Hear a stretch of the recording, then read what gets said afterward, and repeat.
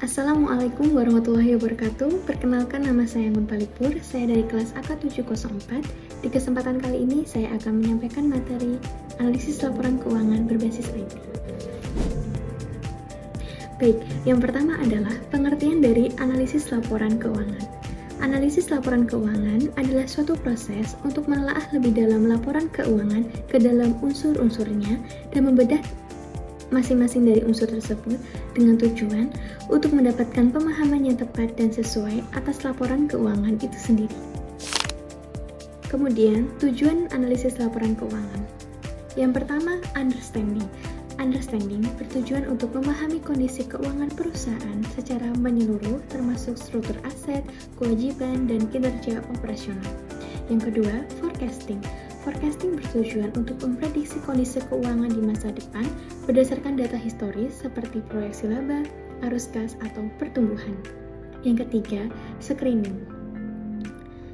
Screening bertujuan untuk melakukan penyaringan awal yang bertujuan menilai apakah perusahaan memenuhi kriteria tertentu, misalnya untuk investasi, pemberian kredit, atau kerjasama.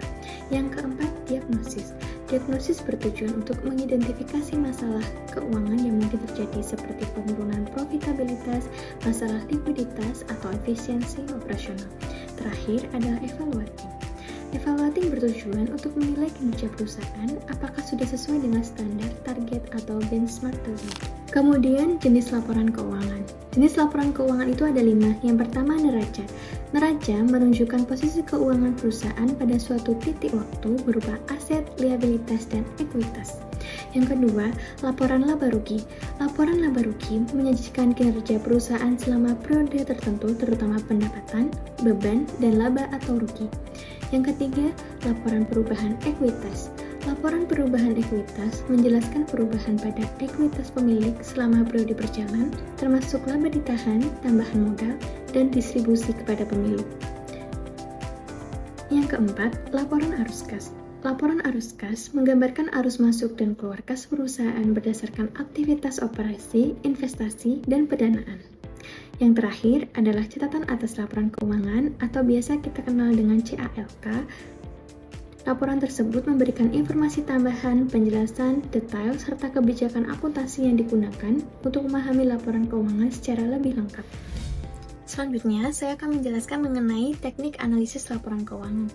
Teknik analisis laporan keuangan dibagi menjadi 4. Yang pertama, analisis horizontal, time series atau perubahan dari tahun ke tahun.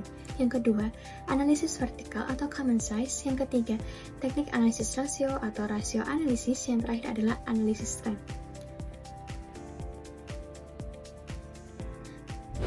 Analisis horizontal atau biasa dikenal dengan time series atau perubahan dari tahun ke tahun adalah analisis yang membandingkan laporan keuangan antar periode.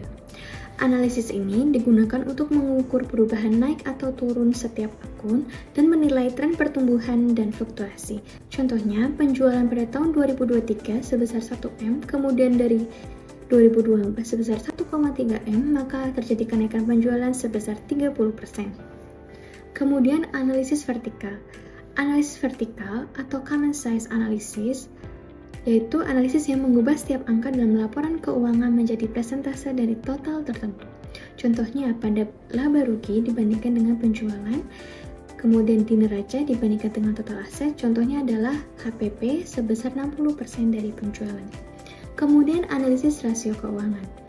Analisis rasio menilai kinerja melalui rasio seperti misalnya rasio likuiditas, solvabilitas, aktivitas, dan profitabilitas. Rasio akan membantu menggambarkan kekuatan dan kelemahan perusahaan. Yang terakhir adalah analisis tren. Analisis tren melihat perkembangan beberapa tahun. Contohnya penjualan sebesar 700 juta dan mengalami kenaikan 900 juta, kemudian 1 miliar, dan terakhir 1,3 miliar. Analisis ini menggambarkan jika pertumbuhan stabil, maka kondisi perusahaan sehat dan bisa dipertimbangkan untuk melakukan investasi di perusahaan tersebut. Selanjutnya, saya akan menjelaskan mengenai rasio analisis laporan keuangan. Rasio keuangan adalah alat analisis untuk mengukur kesehatan dan kinerja finansial perusahaan dengan membandingkan angka-angka dari laporan keuangan seperti neraca, laba rugi, yang menggambarkan tentang likuiditas, profitabilitas, solvabilitas, dan efisiensi yang dapat membantu pengambilan keputusan bisnis dan investasi. Rasio analisis laporan keuangan dibagi menjadi 5. Yang pertama, rasio likuiditas.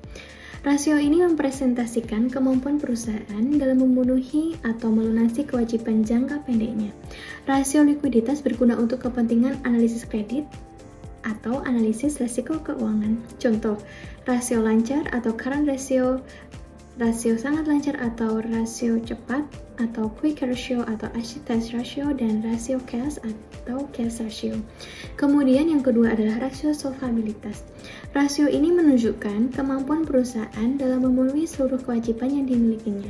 Sama seperti halnya dengan rasio likuiditas, rasio solvabilitas juga digunakan untuk kepentingan analisis kredit atau analisis risiko keuangan. Contohnya, rasio utang atau debt ratio, rasio utang terhadap ekuitas, debt to equity ratio, dan rasio utang jangka panjang terhadap ekuitas atau long term debt to equity. Yang ketiga adalah rasio aktivitas. Rasio ini mengukur seberapa efektif perusahaan memanfaatkan aset yang dimiliki untuk menghasilkan penjualan. Rasio ini membantu menilai efisiensi penggunaan persediaan, piutang, maupun aset tetap dalam kegiatan operasional.